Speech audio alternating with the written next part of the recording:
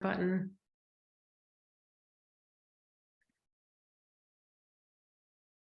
I'll pull up the chat.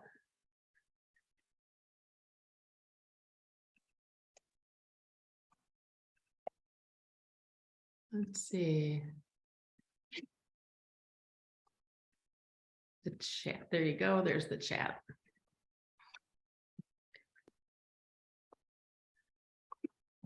So Michigan and first time. Oh, great. The Mississippi Organ Recovery Agency. Wonderful. We have a lot of folks from different OPOs that are starting to come to these sessions, and it really makes me very happy. And yep, Kentucky Organ Donor Affiliates. You guys have been on before. It's great. Great to see everyone. What's kind of interesting about these Permission to Thrive conversations, I started them a couple of years ago, and more, I don't know the people that are coming on them. It used to be my family and friends were there just to support me. And now it's just grown into something that is has tentacles far beyond Milwaukee, Wisconsin. So it's great to have everyone. And we'll start just in a few minutes. And I think I have to figure out how to mute people. If everyone would go on mute themselves. And Ron, if you're able to figure out here, mute all except you, Melissa. Let's see, I won't do that.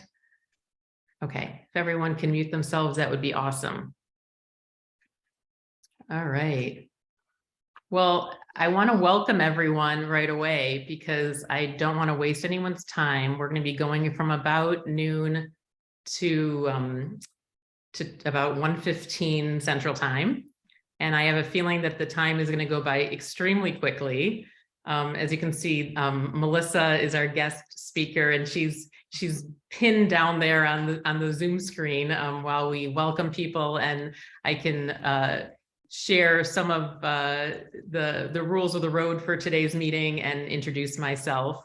I am Susan Angel Miller, and I started these Permission to Thrive conversations about 2 years ago during COVID, when I could no longer do my presentations in person. And it's been a really wonderful opportunity to have authors and experts in the fields of grief and resilience and post-traumatic growth and organ donation on to talk about all these topics and really gain wisdom and really provide free information to people on topics that even doctors and nurses are not trained in nearly enough. These are topics that just are not talked about nearly enough.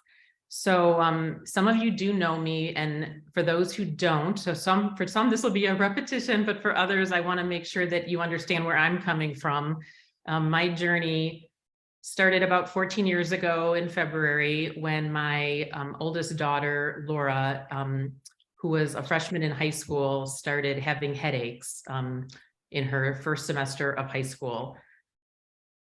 The headaches didn't worry us at first because she was a teenager. They continued to get progressively worse, and we ended up taking her to the doctor, and the doctor did a neurological exam, found nothing was wrong, but the headaches continued. If everyone could mute themselves, that would be wonderful. I think I'm just gonna, there you go. So my daughter had headaches, and one morning on a Wednesday morning, she had been in school on Tuesday.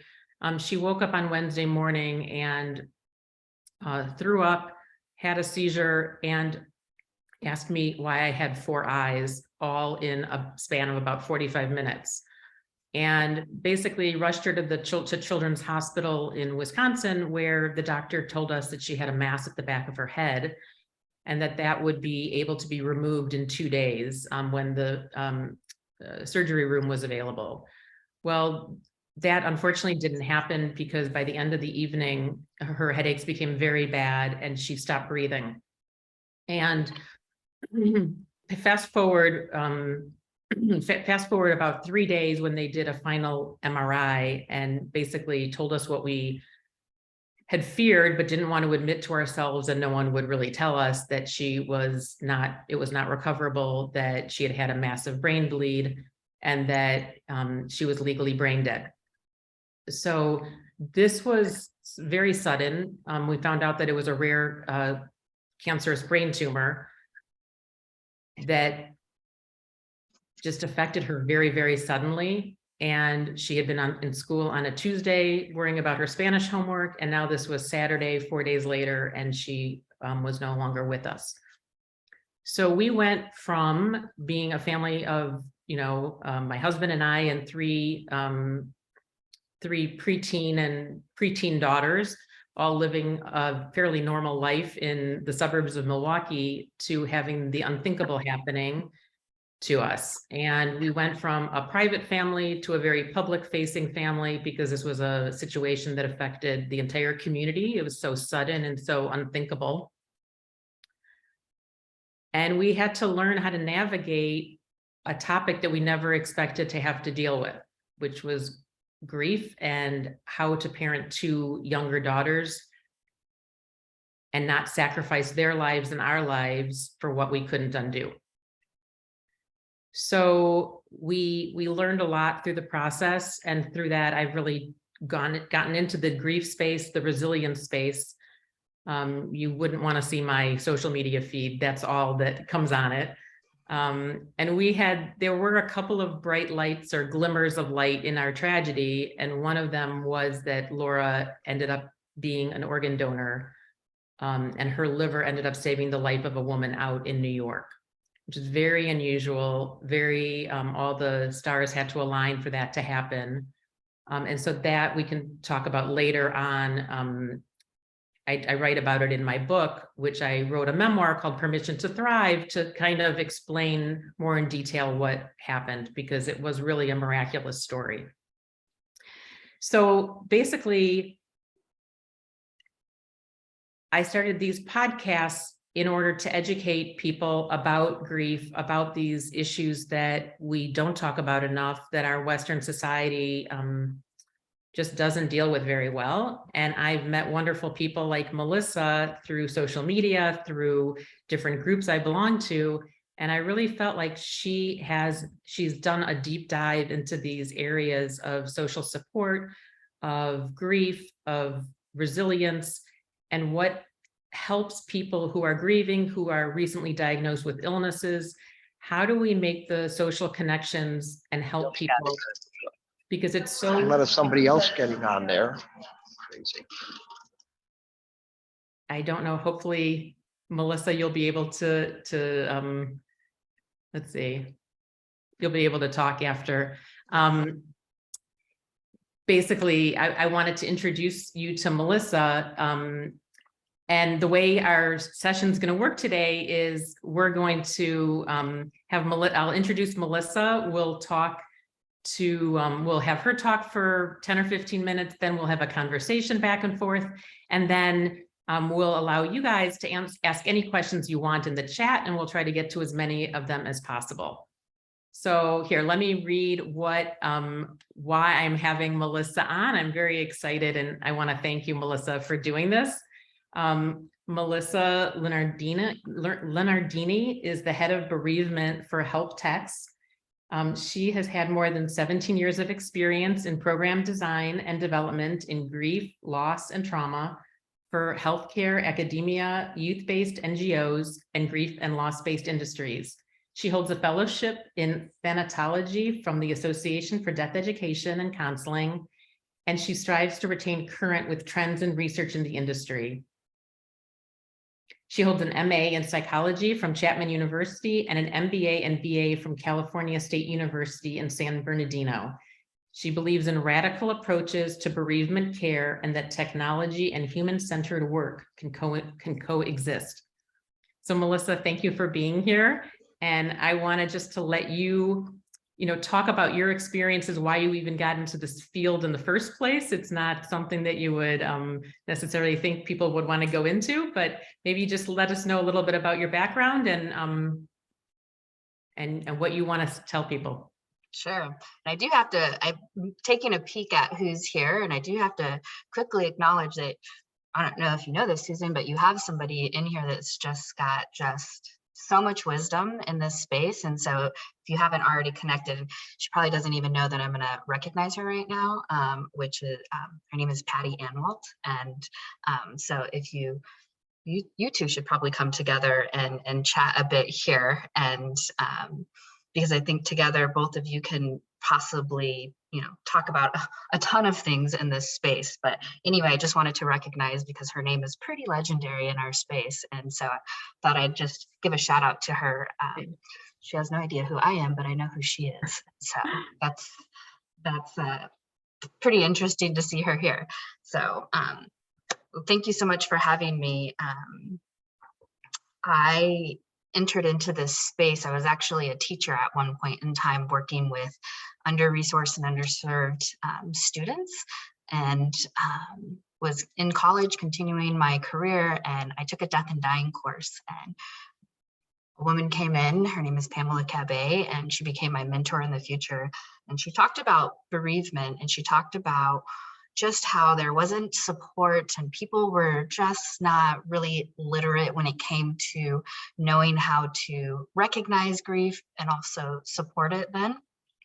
And I remember her showing a video, and it was a Katie Couric interview after Katie Couric's husband died. And I just remember in class being in the front row, crying my eyes out, being so moved by this concept. And so at that point, she asked for volunteers, and I was like, absolutely, sign me up. I'm in. How can I volunteer and be of service to this population?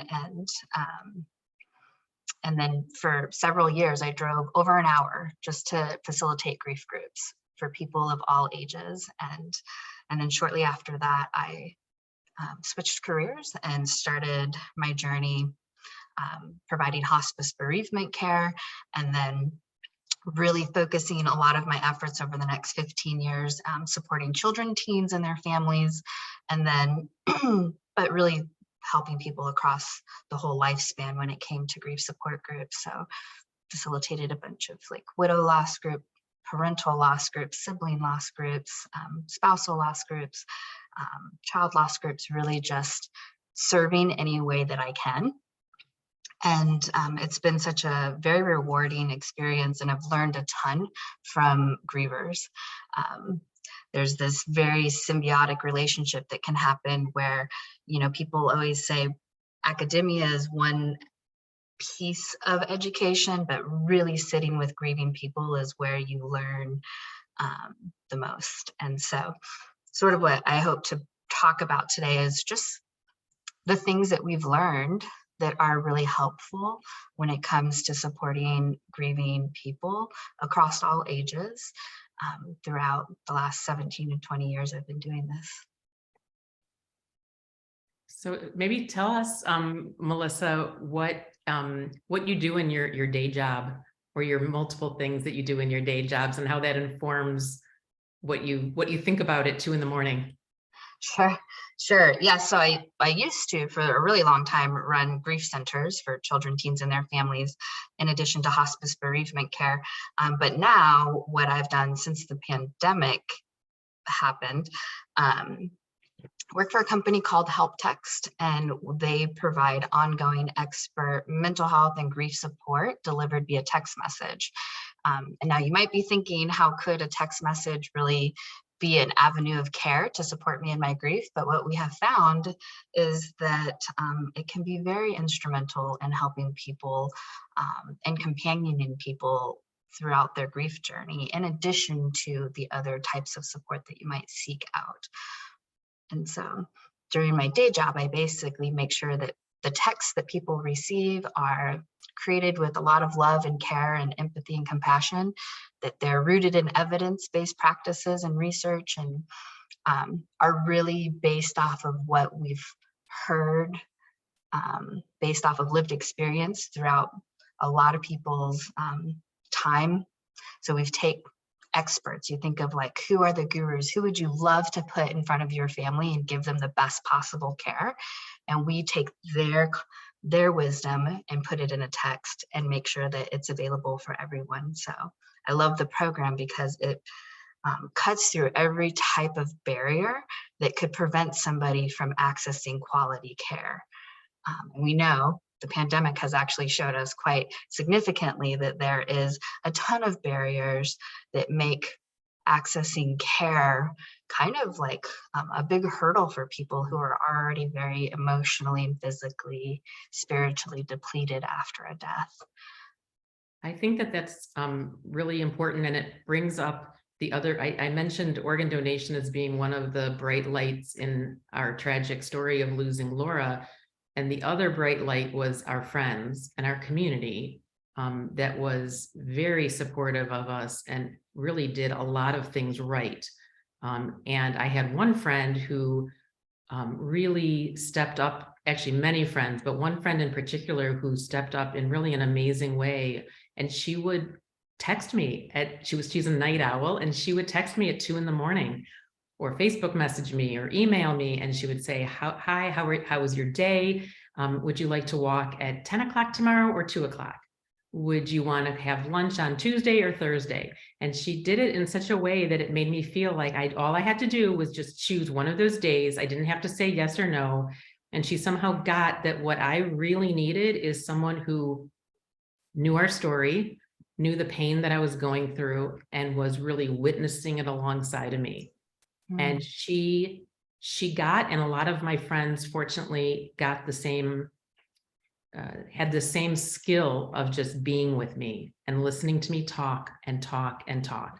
Because for me, that was all that helped. It was like my brain needed to process what this horrific event had happened, something that we had never imagined in a million years would happen to our family, right? We had done all the right things. We had followed the rules. We were living, good, upstanding lives. And we just had thought that that would shelter us and protect us from the bad things in life that happen to people on the news, right? Those aren't people that, you and I know, those, this is, I'm supposed to be protected in some way. And I have no idea why I felt that. And now that curtain has been lifted, and I can no longer go back to understanding that naive feeling that I used to have. But the idea that there can be some kind of a mobile tech option that's accessible for people who don't have those close friends, I think is really revolutionary. And I'm very intrigued by how this will play out over the years, and whether or not this can help supplement the friendships that people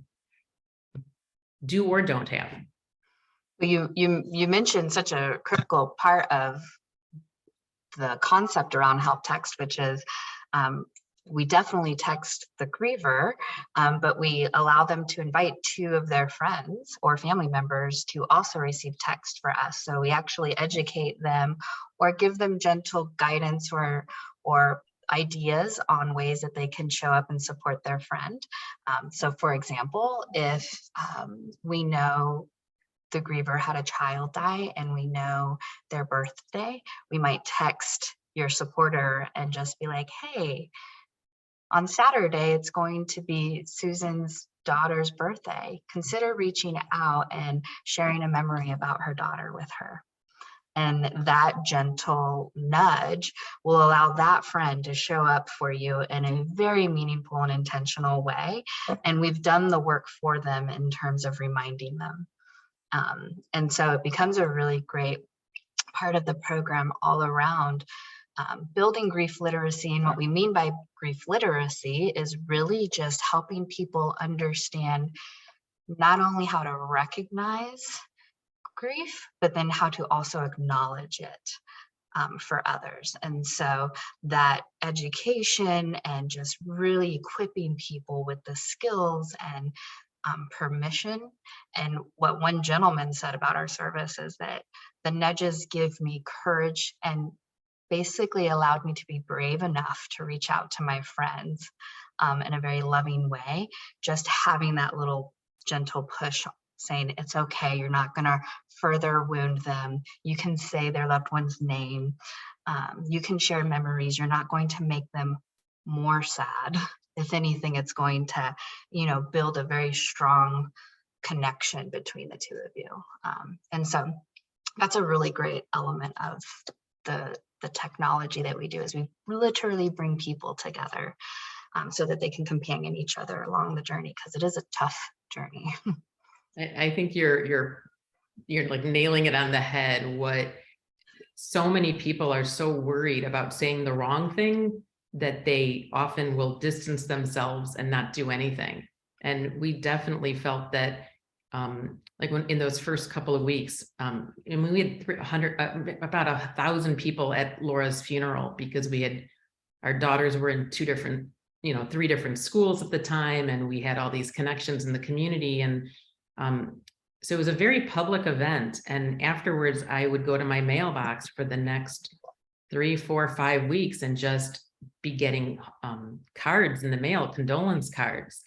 And I just would remember I appreciated every one of the cards. However, I had a stack of cards, and I would go through the cards, and the Hallmark cards that would just have a signature on them, they would just get opened up very quickly, and I would kind of mentally note that the person had sent it. But what I was really treasuring were the people who wrote a couple of paragraphs or just a couple of sentences about how Laura had touched their lives, or a memory that they had of her.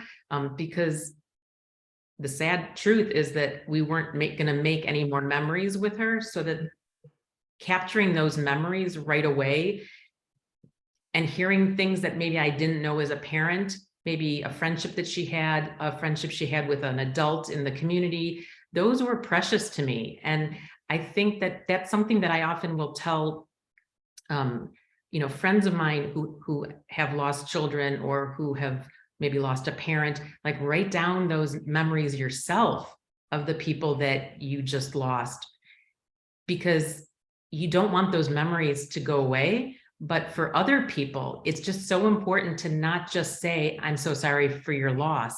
But if you knew that person in any way, to communicate that to the grieving mom or dad, or the grieving sibling, because those are things that I treasured very deeply. Yes, we've often, in preparing families for a funeral, for example, or even if you think of like a first birthday, or a first holiday, or the first anniversary after their death, we might encourage, as a activity, for example, is, to lay scrapbooking papers and miscellaneous different shapes and sizes around, and allow people to just place some of their favorite memories on those papers, and then have somebody, not the immediate family, but just somebody who possibly loves scrapbooking, that is probably their thing. And they be in charge of that project and pulling all those memories together. And then it becomes this really great book of memories that other people have brought to your life. And it's often very cherished by families, because they are then learning new things about their person. And you think even just for young children in particular, it's such a great way to learn so much more about their person. And those little things, those little thoughtful suggestions, can just be so incredibly helpful long-term for families, and they can refer back to them when they're ready. Sometimes it might be too soon for people, because it could just be, too hard to digest those memories. But the great thing is if it's all in one little book, it can sit on a shelf until you are ready. Mm-hmm. I think that's really important. So what are the things that you've learned? With the help text, it used to be called Grief Coach, Yeah. And now you changed the name, and I'm just wondering why that was something that you thought was important, and where that takes us into all of our relationships. It doesn't just, the support strategies that we want to talk about don't just affect people who are grieving. I mean, and grief is such about loss. It's not just about a death. That's one of the things I've learned, and it's been most surprising to me, is that grief can be about a divorce. It can be about loss of money, or loss of your reputation, or you move locations and then you lose your community. So is that one of the reasons that they switched, kind of? Yeah, I think the CEO, Emma Payne, always had big dreams for what Grief Coach could be, but her husband died by suicide, and she experienced all of her family and friends kind of I like pulling away because I didn't know what to say, because it was such a traumatic, sudden, unexpected loss that often carries a lot of stigma. And so, you know, after attending a totally different death, she kind of came up with this concept of how can I support the griever who often might feel very isolated in their grief, either even with a good support network or for those who don't have the greatest support network, and then how can we educate people to better support them. So that was kind of her idea. But you're right, the idea was originally centered around supporting people who are grieving a death, but we've always had the idea of supporting people in anticipatory grief, so people who know that a death is impending, and they're maybe caring or loving for somebody who has a terminal diagnosis or who possibly has a more chronic disease that they're contending with, and wanting to support those caregivers throughout that process. So we rebranded to Help Text because we knew that we were going to add in more kind of support options. So in addition to supporting people who are grieving, we would also then support people who were caregiving for others. And then, you know, the pandemic really, as everybody knows, there's this kind of highlight around healthcare workers, and we need those people. They are people that that are so critical to all of our well-being from a public health perspective, right? And we've always known that healthcare has high levels of burnout, but really the pandemic took its toll, and it'll be this cumulative toll. It'll be this long kind of tailwind that will happen afterwards too. And so we wanted to also provide them texts around, you know, dealing with burnout, moral injury, because a lot of people had a lot of their ethics kind of challenged during that time, dealing with cumulative loss, traumatic loss, compounding loss, so loss after loss after loss after loss, and really kind of sending them texts that help them learn how to build up their resiliency. And so Help Text really is just kind of this, the concept is that we're just trying to deliver text to you that could be helpful in whatever it is that you're experiencing, whether it be a death, whether it be caregiving, whether it be that you're a professional helping others and needing just a little boost sent to you, to your phone a couple times a week. Oh, you're on mute, yeah, Susan. Thank you. The reason when we started talking about having this conversation, one of the things that started it was talking about what's that social support model. And you were really educating me about the research behind this. And I just thought you could kind of give your little explanation to everyone here, because there's been a lot of research behind how to help people. Yes, so like all the things that we do in life, most people do things very organically and very just innately, and not necessarily know that there's a word for it, either medically or psychologically, right? And so oftentimes when we talk about, or you're hearing people are showing up and supporting me, and they're just like an emotional rock for me, or they've been so helpful, like with chores around my house or cooking meals for me. Those are types of social support. And so there are 4 types of social support. Social support is the support that we glean from our informal and or formal network. And so our informal network is our family and our friends, perhaps our colleagues, our neighbors. It can be anybody kind of within our circle. And then our formal support is often maybe if we see a therapist or a social worker or somebody who's licensed. Sometimes people might consider spiritual advisors in that capacity as well. And so we have kind of all of these layers to our support network. And these people all provide one of 4 different types of support for us. And what we know about social support is that it's very interesting. We know that when social support is received and perceived as being appropriate for us, that it is one of the strongest determinants for a positive outcome in your grief experience. We also know that in order for it to be beneficial, that person the person who's receiving it has to actually deem it as helpful. And conversely, we know that when people have poor social support and are really isolated and lonely, it is one of the strongest determinants for poor health outcomes, like physical, emotional, and spiritual outcomes. And so social support ends up being a really important, critical element to our healing process. So even those who are like, oh, I don't like people, in order to really reap the more positive kind of benefits and have a buffer around you that protects you from like poorer health outcomes, you really have to find the way to increase and bring in social support into your network. And there are 4 types. There's emotional support, which most people say they need and want the most, particularly around traumatic deaths and child loss and spousal loss tend to really value emotional support the most or benefit the most from emotional support.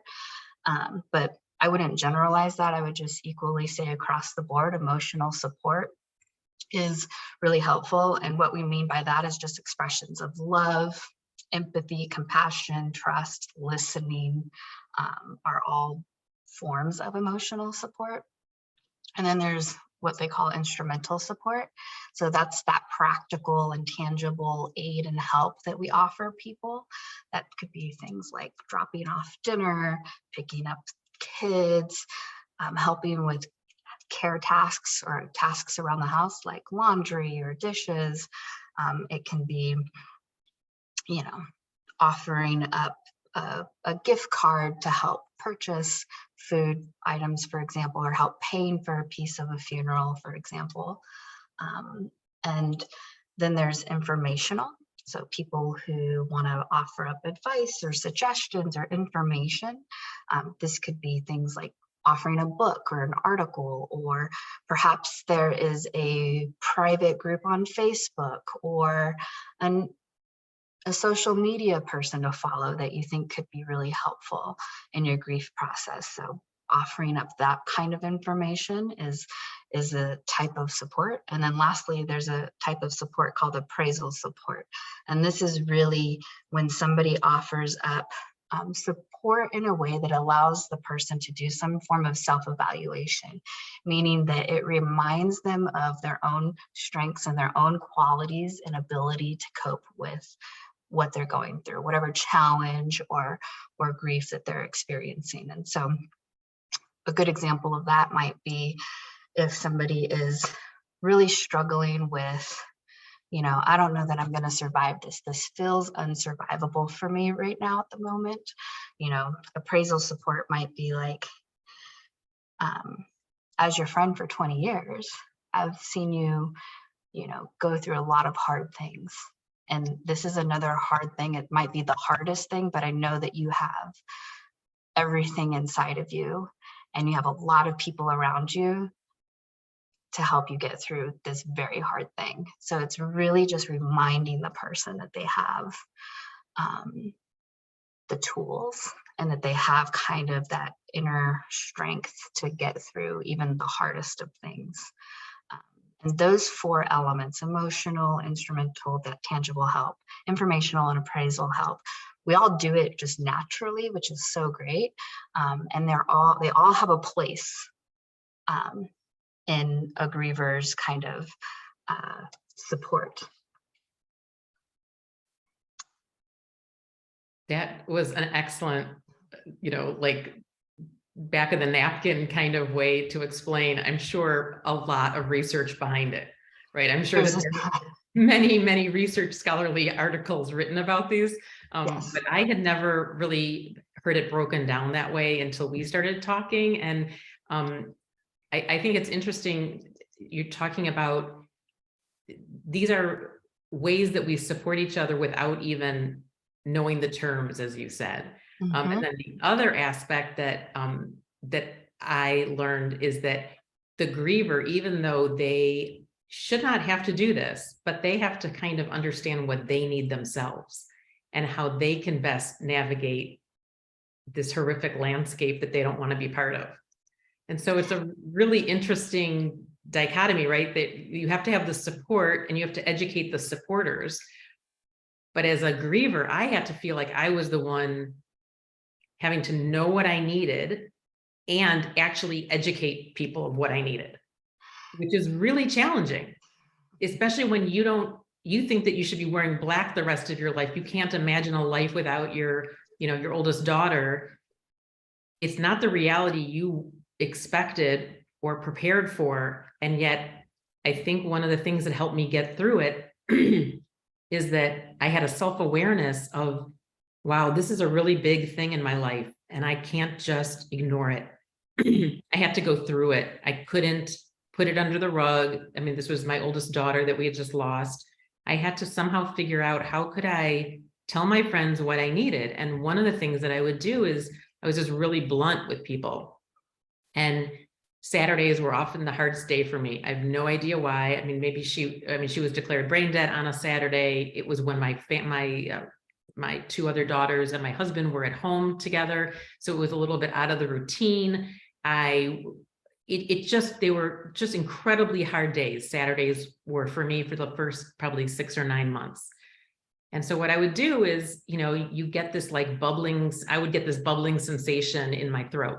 That's where I felt the grief, and grief is a very physical thing, I've learned.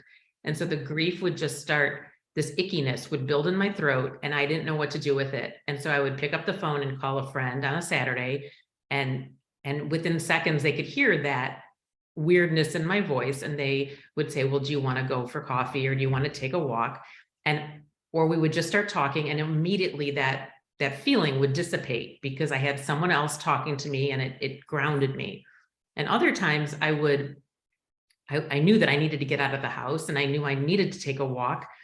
And so I would call a friend, and this was a Saturday, our kids were still young, and I would call the friend and they would be happy to hear from me. And they would say, and I'd say, can you take a walk? And they'd say, oh my gosh, my parents are in town. My child has a soccer game. We have a birthday party, all the normal reasons. And they would feel so bad. And I would immediately say, don't worry. Don't worry. Don't feel guilty. I'm going to call you back at a different time. I'm going to the next friend. And I would be as blunt as that. And I used all the resources that I had in order to get what I needed. And so I think that even though it's ridiculous to think that the griever themselves has to navigate the path themselves, I think that that's the reality in a lot of cases, that the griever and the person that maybe got the diagnosis or whatever, we all have to learn how to just advocate for ourselves and just tell people what we need. Because I know for the friends, if they said, well, what can I bring over? And if I said, oh no, don't bring me anything. But if I could say to them, I'd like a smoothie, a strawberry smoothie, or could you bring a pair of glasses over for me that are 2.5 prescription from Walgreens? Like, they were thrilled to be able to do that. And one last thing that I thought about is some of the best, I guess it's instrumental support that I found is when a friend would say to me, they'd call me up and they'd say, I'm at Costco. What do you need? And it was so easy for me to say to them, can you pick up a gallon of milk or a pint of strawberries or whatever that was? It didn't feel like I was putting them out of their way. And so little tricks like that. And I think you probably go into that a lot when you send out these texts. Probably some of those are they're very creative ways to get that help to people. Absolutely. A few things bubbled up for me when you were talking. One is, you mentioned that every Saturday was like, you just almost could anticipate this like surge in your grief experience. And to me, that that speaks to rhythm. So grief is very rhythmic in nature. And when you find your rhythm, you can almost anticipate when your hard days are going to come. There are, for most people, they know that holidays are going to be rough. Birthdays, anniversaries are going to be rough. For a lot of people, it might be a certain day or a certain day of the week or a certain number, like the 7th, for example. And so, like, really some of that work that you can do when you're alone, over time is really helping to, like, you can help yourself by understanding your own rhythmic kind of grief process. And then you can start to kind of proactively build up the supports around you during that time. So that was one thing that stood out to me. The other thing that stood out to me is just how you innately knew that even if one person wasn't available, you innately knew to reach out to, the 3rd, 4th, 5th, 20th person.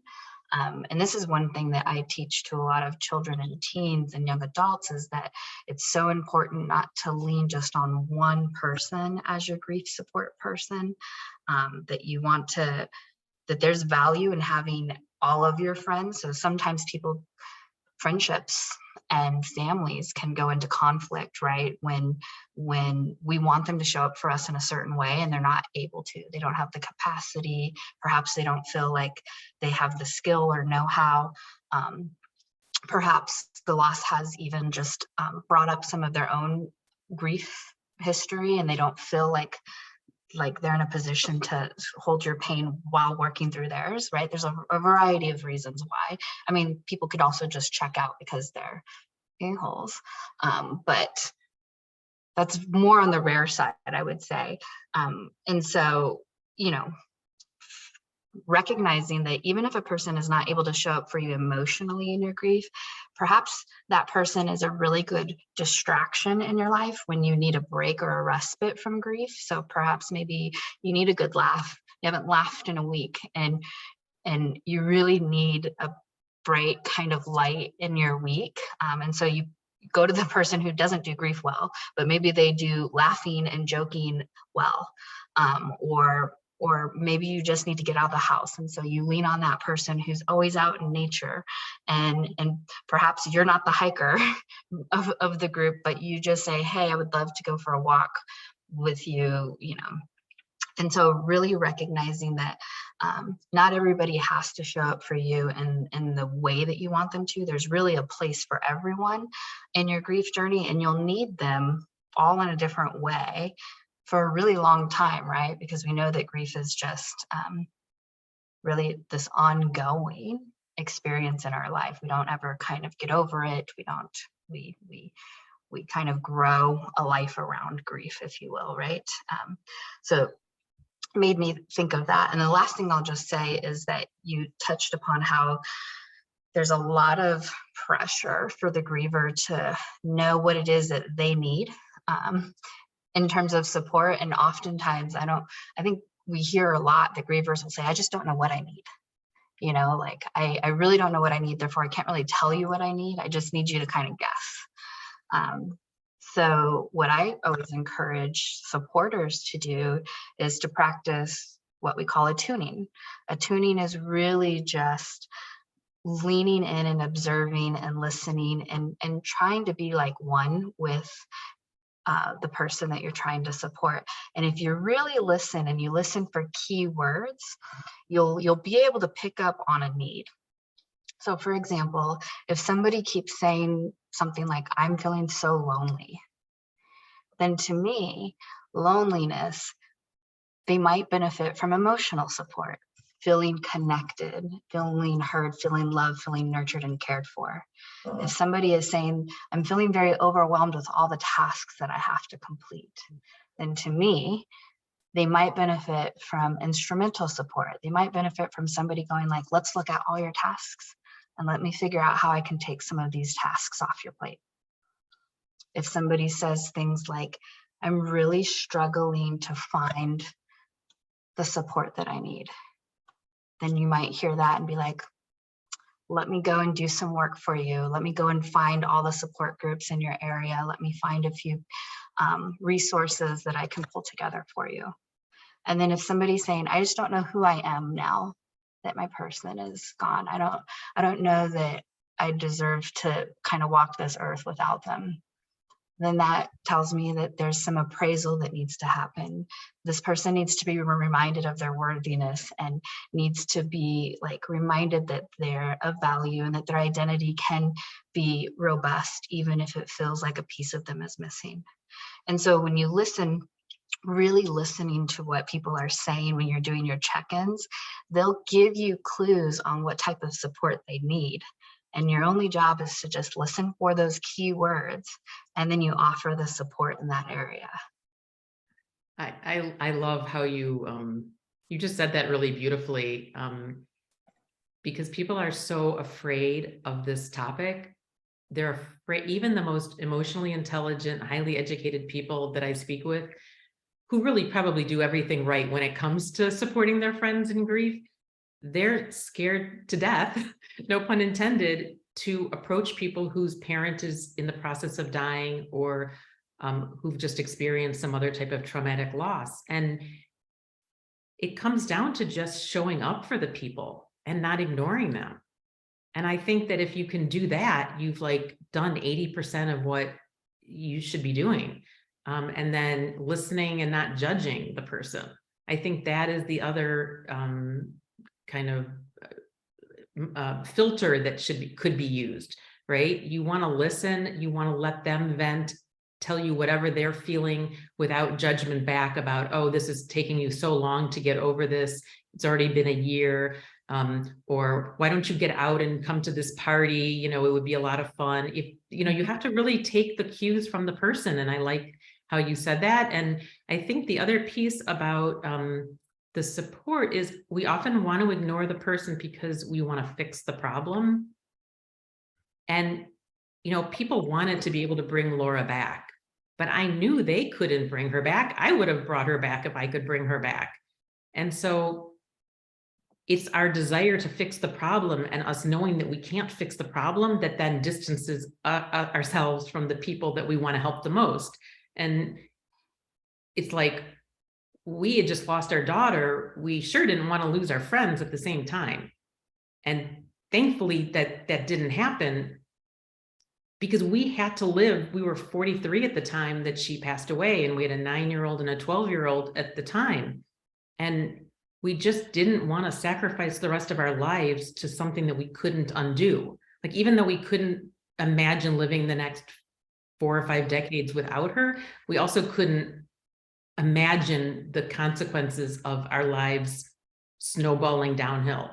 And so it was just a matter of kind of raw courage to kind of get up every day and go out into the community and drive my children to school and be in the Starbucks line and see people's weird facial expressions when they would see me, right? Because this was a known thing that had happened, and the, you know, the downturned eyes and the, you know, that look you just saw everywhere. And I had to learn really quickly that if someone was like standing in line next to me at the grocery store and you could just tell that they were uncomfortable being around me, I would just immediately start talking about Laura, or I would ask them about their children who had been in Laura's grade in school.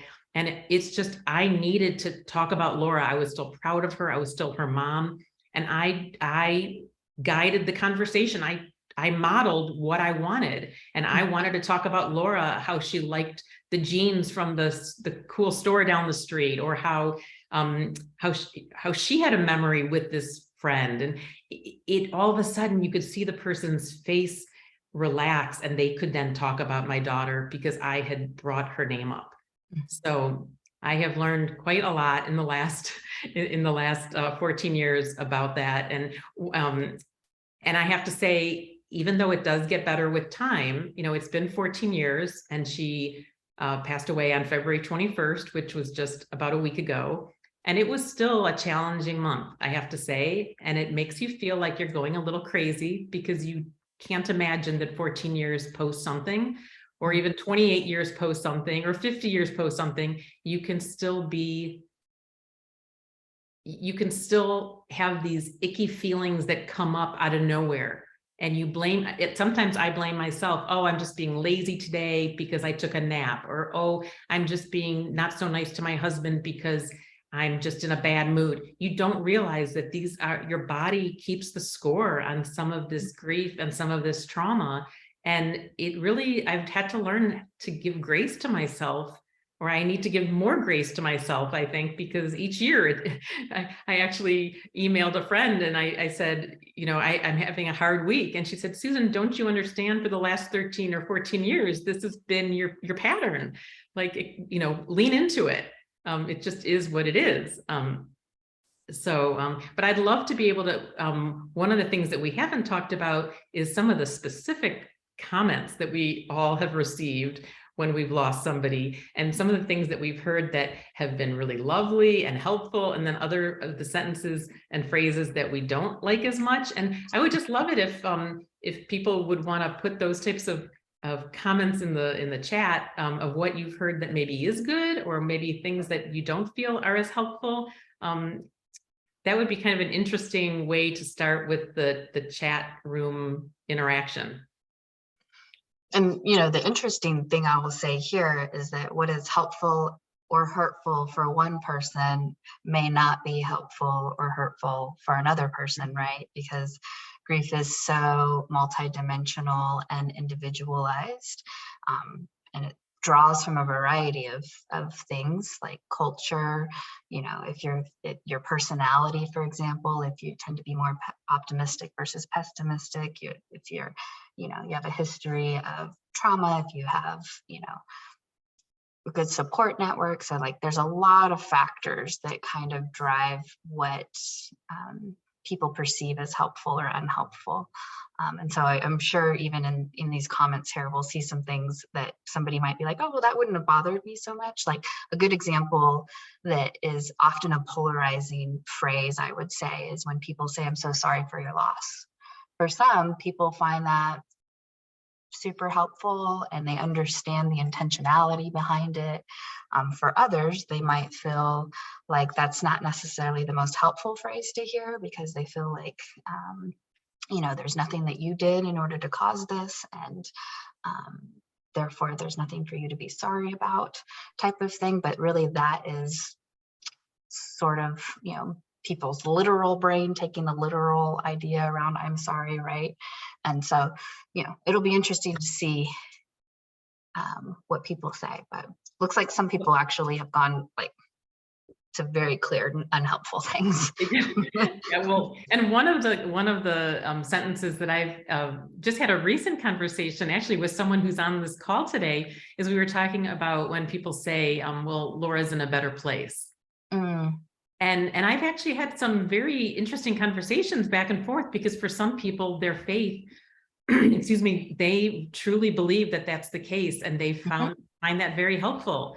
And to me, it isn't so helpful, but I guess each to their own. And I guess what I would say is, at least we should know what are those more controversial phrases, and so kind of know your audience, because, for example, if religion isn't important to certain people, then maybe avoid those type of religious leaning comments. But there are certain phrases that we all know do help and are helpful. So I think maybe Melissa, if you want to just take a couple of those comments that you're seeing, and I don't know if you can see the chat. Yeah, I think that you definitely picked up on, you know, controversial things like they're in a better place could be very controversial and very subjective. Everything happens for a reason can be just really hard to hear, I think, as a grieving person, because, you know, David Kessler says that, you know, your loss is the worst possible loss, right? And the idea here is that, you know, hearing somebody try to silver line your loss can, or offer a platitude around your loss, can often feel like, well, it can really drive disconnection, right, between two people. And so sometimes no words are even needed, right? Some of the most powerful connections and communication that can happen between two people are without words. It can just be going up to somebody, and if you have a relationship where touch is normally part of your relationship, just going straight in for a hug and not saying much at all, because sometimes in situations like this, words aren't really needed, right? There's just this understanding of complete devastation and or just this understanding that there's this immense loss that has occurred. And I think supporters feel like we need to acknowledge it, but there's so many nonverbal ways to acknowledge it as well. One of the comments in the chat talked about not liking when people say, "How are you doing?" Mm-hmm. And I think that this is such an interesting point. And in all of my presentations, I want to, if there's nothing that people leave with, one of the comments is, instead of saying, "How are you doing?" because it's such a broad, vague question, right? If I got that question a month after Laura's death, how in the world could I say great? How in the world could I say I'm doing fine? But on the other hand, I didn't want to say horrible, because if I said horrible, they would like want to run for the woods, and not want to be around me because it would be depressing. So I wanted something. So what I found is that saying the words, "How are you doing this morning?" or "How are you doing today?" it changed everything. You just add that one word, just give a time frame to it. And then I could have said, "I had a great breakfast with my husband," or "I took a nice walk by the lake."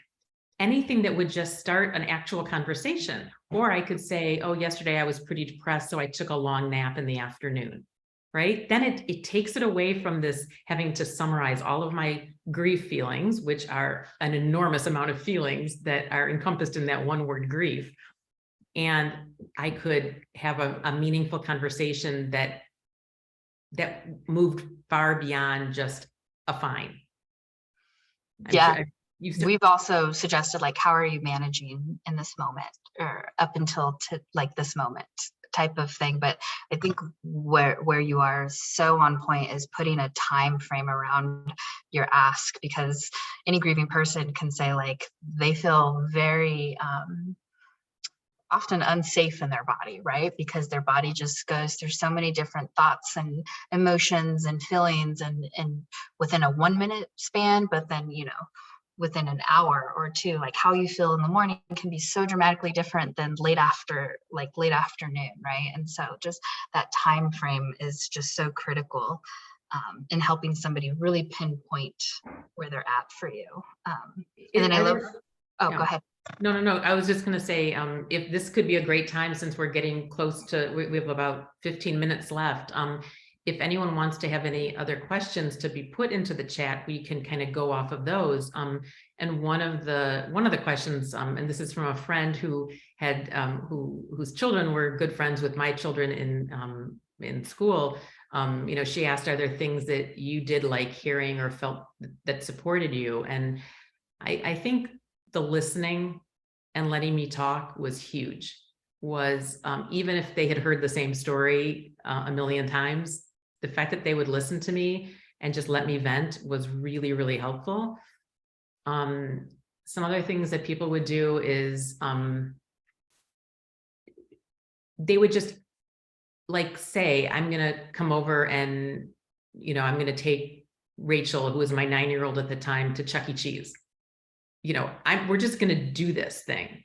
A neighbor just brought over a tree that was in memory of Laura. Like, her gardener just showed up. It was a little bold, but it worked. And now we have this, Laura Miller memorial tree in our yard, and it really meant a lot to me.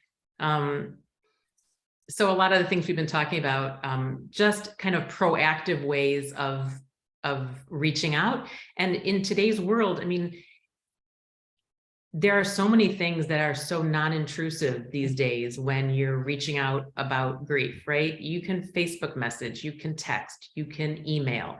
You don't have to pick up the phone, but you could.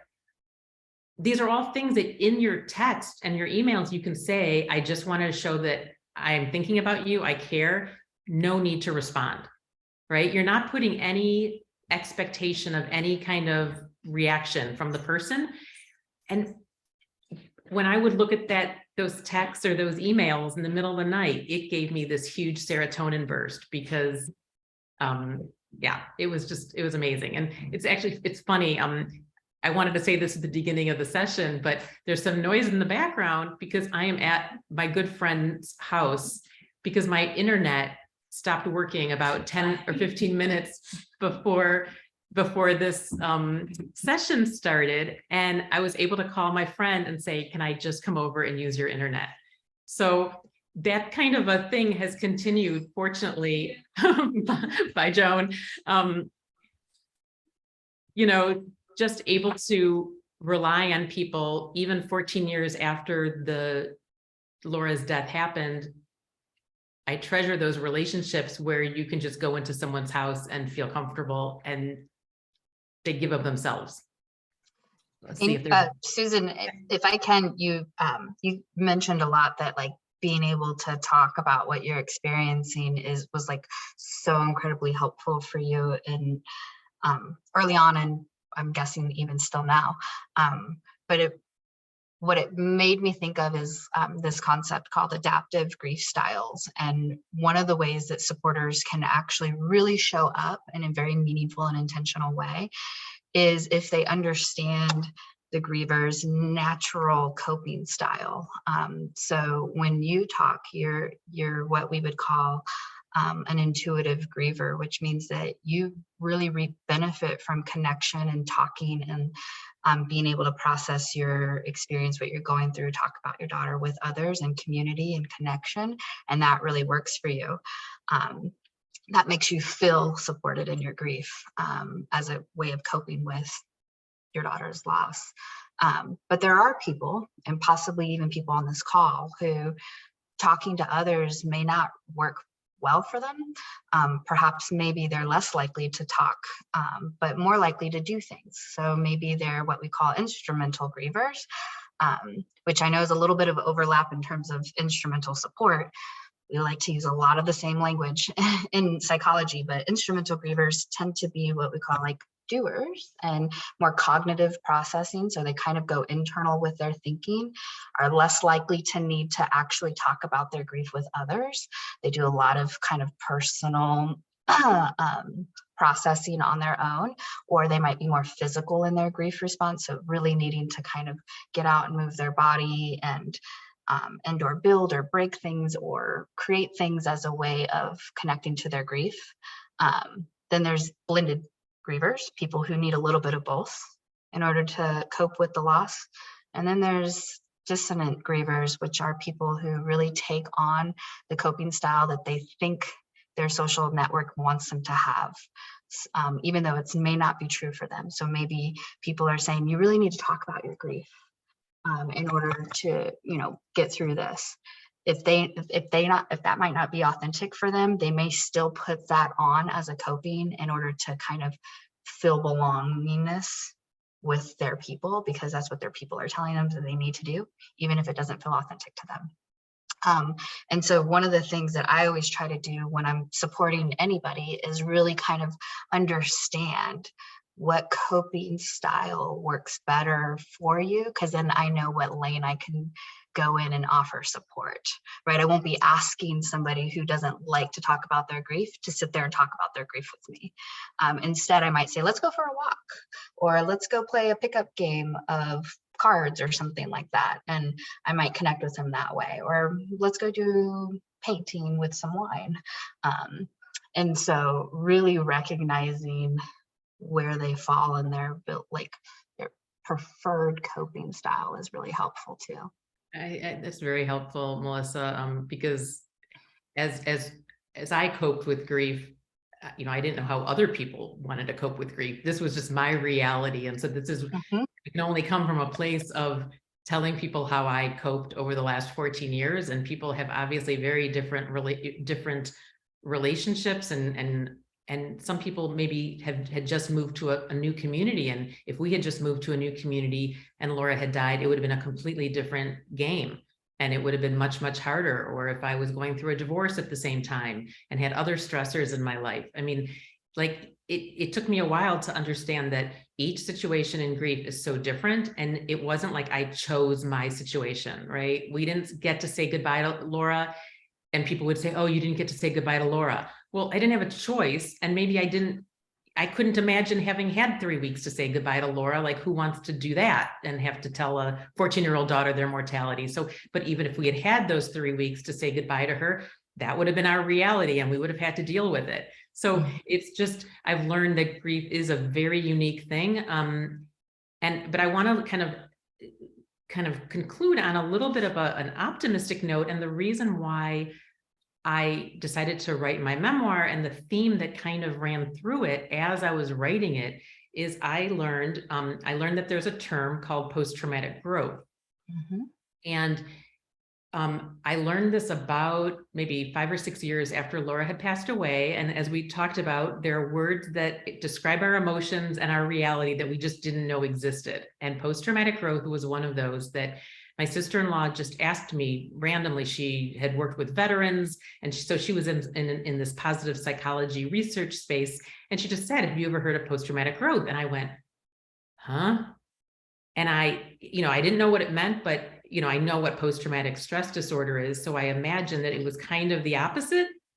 And I Googled it after she left, and I realized that, yes, we had experienced some of that wisdom and learning from this horrific loss that we had suffered. And that 50 to 75% of people who go through some type of trauma, they develop either closer friendships, or they understand the fragility of life, or they develop more compassion for other people who are going through tough things. And we just kind of like, it made me feel so much less guilty that here we had lost our daughter, and yet we were still surviving. And maybe at times we were doing more than surviving. We were maybe thriving or being better than okay. And, it's not like the politically correct thing to say that you're doing okay or better than okay after such a traumatic loss. But this idea of post-traumatic growth gave me that permission to go there. And I thought, wow, if this is a topic that is this is research, this is actual research that says that people are more resilient than we think we are, and that people go through a lot of traumatic events in their life, and many of us do survive. And so I felt like that message I could hold on to, and it gave me kind of strength to keep telling our story and honoring Laura's legacy, and also telling about organ donation, which is obviously a small piece of this session, but I've focused on it in other ways. And I think I would love to be able to just kind of thank you, Melissa, for helping us dive really deeply into a topic that I think I'm going to do this every year, where we talk about how do we support the people we care about, because it's something that so many people are clamoring for. And after this concludes, we're going to be sending out an email with some information about help texts and some of the other maybe research that Melissa referenced today. And, there'll also be links to the recording for the event that you can feel free to share with anyone that you'd like. And there'll be a way to look and learn more about my book if you'd like. And really just, I'm doing this because it's really created a lot of meaning for me to be able to share about Laura, to share about her organ donation story, about how she saved a life even in this tragedy. And if I can kind of help other people in this space, it really does create it creates meaning and purpose. And that's more than I ever imagined would come out of something like this. And so, so Melissa, do you have any last words to impart before we conclude? I do, and it ties into what somebody just asked here, is like, how do I support somebody even if I'm not close to them? And this statement will apply to if you're close to somebody or not close to somebody. Just remember, when supporting somebody in any capacity during any life challenge, doing something imperfectly is still better than doing nothing at all. And just remembering that you can be humanly imperfect in your attempt to support somebody and extend some love, care, and compassion their way, and kindness. There's a ton of research around kindness and how impactful kindness is to somebody's mental, emotional, physical well-being. Just your small act of trying and kindness is going to carry so much health benefit and weight for them, even if it's done imperfectly. So I would just always encourage you to just be brave. We have a saying in our industry, be comfortable with being uncomfortable. And when you can sit into that really sacred, uncomfortable space with somebody, not only do you grow as a person and you strengthen your skill and your ability to show up for people during really hard times, but then you also really build this sense of deep connectedness and belonging with people. Which is really the true gift at the end of the day. No, that's a great way to end the conversation, and just know, please feel free to just reach out to me or to Melissa after the session ends. And really, we want your kind of ideas and feedback. And I mean, these connections are really what makes it worthwhile as to what we both do. We'd love to keep that conversation going. And I think in April, I'm hoping to have on an author of a book called Future Widow. And she has a memoir out that talks about her experience having her husband pass away at a young age and raising her children under the shadow of that experience. Future sessions will be on different types of things like, male griever loss and organ donation. So stay tuned, and hopefully we'll see you very soon. So thank you everyone for coming, and we'll see you next month, hopefully. Take care. Thank you, Melissa. I really appreciate all your wisdom you shared. Thank you for having me. I appreciate being in space with everyone. Thank you. Take care.